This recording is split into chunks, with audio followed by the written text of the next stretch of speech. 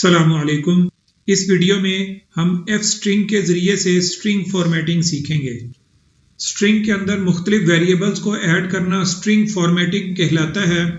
Python में string formatting के मुख्तलिफ तरीक़ाकार हैं। उनमें सबसे ज़्यादा रिकमेंडेड और मॉडर्न वे ऑफ फॉर्मेटिंग वो एफ स्ट्रिंग है। हमने दो वेरिएबल बनाए, इन दोनों वेरिएबल्स को आपस में मर्ज करना चाहते हैं, तो जिस स्ट्रिंग के अंदर हम दूसरे वेरिएबल को मर्ज करना चाहते हैं, इंबेड करना चाहते हैं, उस स्ट्रिंग के शुरू में एफ लिख दिया और फिर उसके बाद करली ब्रैकेट्स लगा के करली ब्रैकेट्स के अंदर हमने वेरिएबल का नाम लिख दिया and that's it. First variable की वैल्यू मुनासिब जगह पे इंजेक्ट हो चुकी है।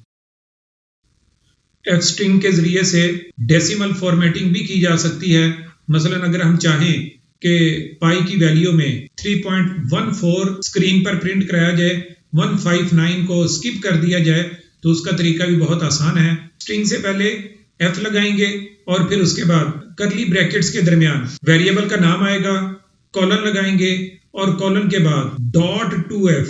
.2f का मतलब ये है कि वेरिएबल की वैल्यू में डॉट के बाद 2 नंबर्स को इंटरटेन किया जाए, 2 से जायद नंबर्स को स्किप कर दिया जाए।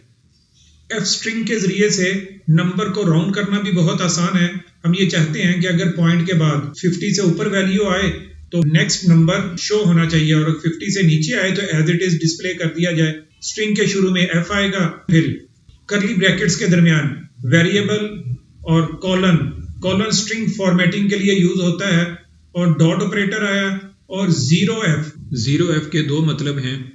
एक तो ये कि पॉइंट के बाद कोई डिजिट शो नहीं होना चाहिए और दूसरा मतलब ये है कि नंबर को करीब तरीन नंबर के साथ राउंड कर दिया जाए।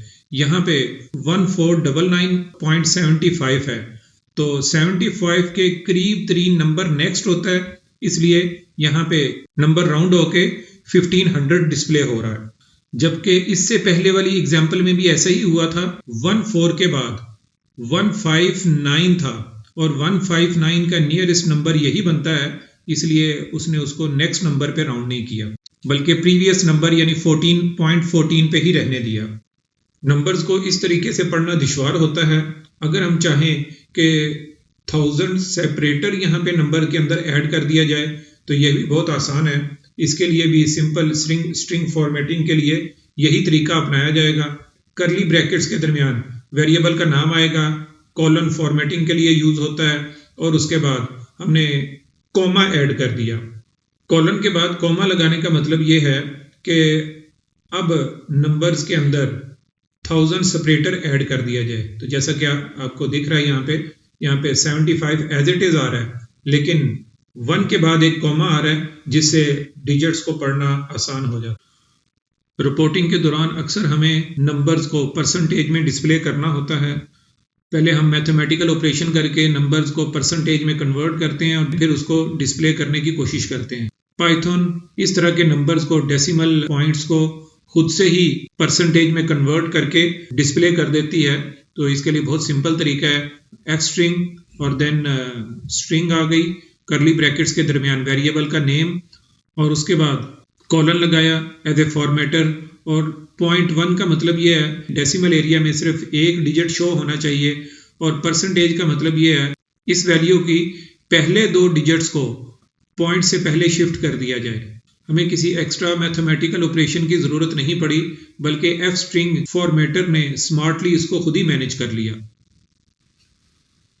और कभी हम स्ट्रिंग फॉर्मेटिंग के अंदर इस तरीके से रो एंड कॉलम स्टाइल बनाना चाहते हैं कि पहले कॉलम के अंदर हम चाह रहे हैं कि यहाँ पे जो भी टेक्स्ट आए वो 10 कैरेक्टर्स के अंदर मैनेज हो और दूसरे कॉलम में जो भी टेक्स्ट आए वो 5 कैरेक्टर्स के अंदर मैनेज हो।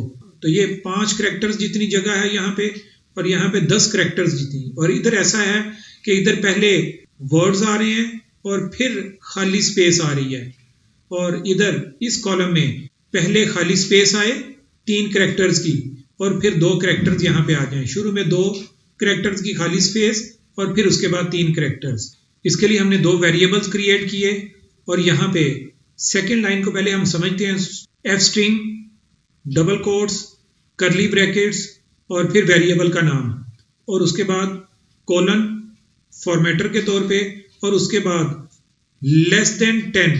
लेस देन 10 का मतलब ये है कि 10 का मतलब ये है कि ये नेम 10 करैक्टर्स में मैनेज होगा, ये कॉलम 10 करैक्टर्स के इक्वल होगा। और लेस देन का मतलब ये है कि पहले टेक्स्ट आएगा, फिर उसके बाद खाली स्पेस आएगी। अगर एक्स्ट्रा स्पेसेस बाकी बचेंगी तो वो बाद में आएंगी। ग्रेटर देन 5 यहाँ पे आ रहा है, तो इसका मतलब ये है कि पहले खाली स्पेसेस आएंगी, फिर टेक्स्ट आएगा। लेफ्ट अलाइनमेंट के लिए लेस देन साइन, और राइट अलाइनमेंट के लिए ग्रेटर देन साइन।